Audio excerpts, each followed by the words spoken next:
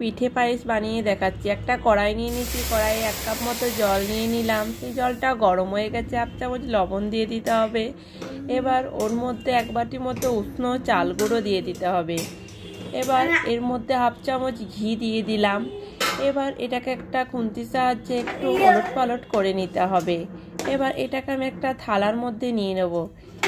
এবার থালার মধ্যে নিয়ে আমি হাত দিয়ে মেখে রেখেছি। এবার গোল গোল করে এর মধ্যে নলেন গুড়ের কাঁচা মিষ্টি পুর হিসাবে দিয়ে দিচ্ছি। এভাবে একটা ডিজাইন বানিয়ে নিতে হবে। এরকম করে আমি সবগুলোই করে নেব।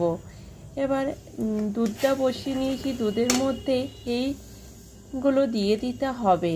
এবার এর মধ্যে আমি একটু খুন্তি দিয়ে একটু ওলট পালট করে নিলাম। এবার একটু আতপ চাল দিয়ে দিলাম এর মধ্যে।